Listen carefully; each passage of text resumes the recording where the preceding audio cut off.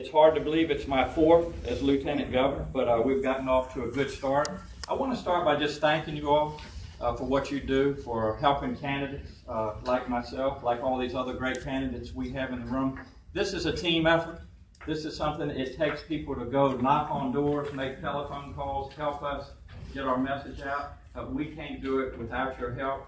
My wife Pam of 30 years sends her thanks as well. Our daughter Aubrey is going to be with me this afternoon for the march. I hope I'll see a lot of you out there. We're excited about that. But you know, for the first time in many, many years, all 5 state elected officials are Democrats. Good things happen. And that is because of the energy of folks like you. So we need to keep it up. This has been a tough year, 2016 so far. It's not what we signed up for. Of a campaign of hate, of bigotry, of discrimination, of a lot of misinformation. That's not my normal. That's not what should be your normal. This is something that we have to take our fight for. We have fought for far too long for the values and principles that we believe in, and we need to continue to do that. Terry, Mark, and I got off running when you all elected us in 2013. Our economy is doing well. Our main goal is really to promote economic opportunity for all Virginians, no matter who you are, no matter where you are. We have brought in 168,000 new jobs to the Commonwealth of Virginia. Over $14 billion of capital investment have come into this Commonwealth. Our unemployment rate is at the lowest it's been since 2008. Good things are happening when we elect Democrats, but we have a challenge. We have always been dependent on the military and government contracting, and we always will be, but with some urgency. We need to diversify our economy. We need to look at the 21st century jobs, STEAM-related jobs, things like science, technology, engineering, the arts, and math. This is where the jobs of the future are. So we've done a lot working with our colleges and universities. We have 23 great community college systems across Virginia.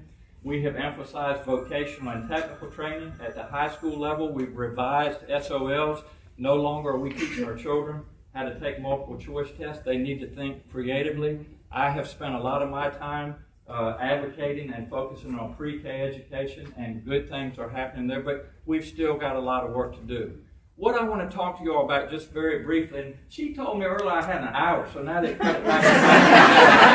We got to make a couple of announcements, but we're flexible, so it's all good. But you know, when you look at Virginia, look at this room, look around us. We live in a very diverse society.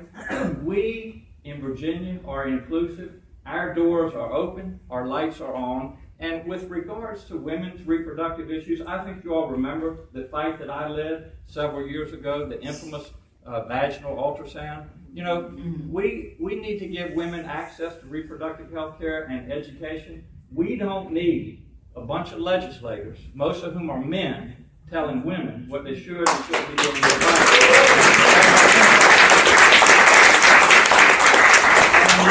And this year, you've heard it, the 20-week ultrasound bill, abortion bill rather.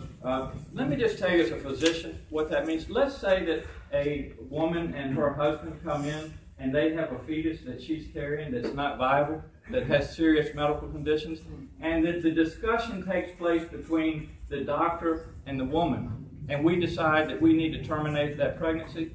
Well, these legislators just up the hill are saying, no, you can't do that. They're telling a woman that she needs to continue to carry a fetus that's not viable. It's immoral. We can't let that happen in the Commonwealth of Virginia. Another thing I want to tell you is about guns. We have a tremendous problem with gun violence, not only in Virginia, but in this country. We all need to fight for responsible gun ownership. I want to just tell you about the last patient that I had. I put my medical practice on hold so that I can run full-time for government. One of the last patients, good morning, one of the last patients that I saw was a 2-year-old. A 2-year-old that picked up a loaded firearm from his parents' bedside table. He shot his left shoulder off. We were able to save that toddler.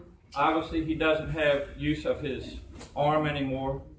You know, we have smart gun technology. We have the technology that so only my fingerprint will discharge my gun.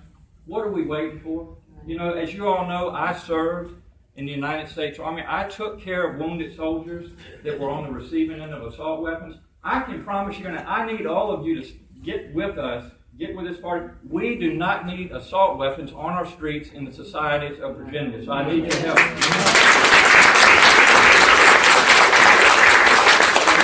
I want to leave you with. I just went on a 7-city tour of the Commonwealth of Virginia before we started session. I ended up in Salem, Virginia. I was proud to announce the NCAA soccer tournament in Salem, Virginia. Now, if you all remember back, you know where that was supposed to be? That was supposed to be in North Carolina, along with the NBA All-Star Game, along with businesses like PayPal. They have left North Carolina because of the most discriminatory piece of legislation. That same piece of legislation has been introduced here, and it's going to pass in the House and the Senate, and if not for a Democratic governor, if not for Terry McAuliffe, who, by the way, vetoed 71 pieces of what I call trash legislation, that piece of legislation would become law here in the Commonwealth of Virginia. We can't go there. We can't go back. We need to keep fighting for our principles and values, and I'm in this to win. I have fought in the Iraq conflict. I have fought to keep dying patients alive. I have fought for women. I have fought for LGBT. I have fought for voters' rights.